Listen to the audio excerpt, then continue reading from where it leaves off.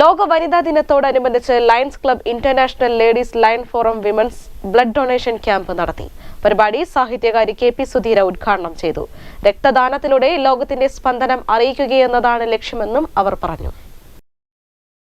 ഇന്ന് ദിനംപ്രതി നിരവധി രക്തദാന ക്യാമ്പുകളാണ് ഓരോ സംഘടനകളും നടത്താറുള്ളത്.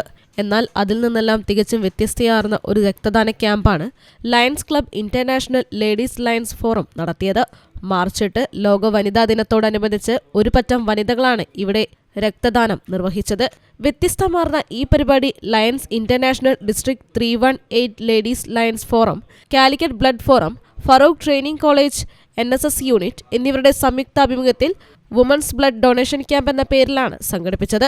കോട്ടപ്പറമ്പ് WNC ബ്ലഡ് ബാങ്ക് നേതൃത്വത്തിൽ സംഘടിപ്പിച്ച രക്തദാന ക്യാമ്പ് പ്രശസ്ത സാഹിത്യകാരി KP സുധീര ഉദ്ഘാടനം ചെയ്തു. രക്തദാനത്തിലൂടെ ലോകത്തിന്റെ സ്പന്ദനം അറിയിക്കുക എന്നതാണ് ലക്ഷ്യമെന്നും അവർ പറഞ്ഞു.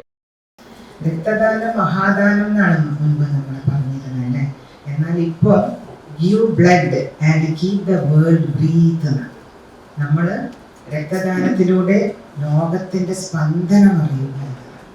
അത്രയും പ്രാധാന്യം ഈ രക്തദാനത്തിനുണ്ട് എന്നുള്ളത് നമ്മൾ മനസ്സിലാക്കണം. അതിപ്പോൾ ഈ വനിതാ ദിനം ഞാൻ ഏറ്റവും അധികം അഭിനന്ദിക്കുന്നത്. കാരണം വനിതകൾ രക്തദാനം നടത്തുന്നതായിട്ട് നമ്മൾ കേട്ടിട്ടില്ല, അല്ലെ അതിനായിട്ടൊരു ക്യാമ്പ് നടത്തുന്നതെന്ന് കേട്ടിട്ടില്ല. അതിന് ഇതിൻ്റെ ഭാരവാഹികളെ മാഡത്തിനെയും മറ്റെല്ലാവരെയും ഞാൻ അഭിനന്ദിക്കുകയാണ്.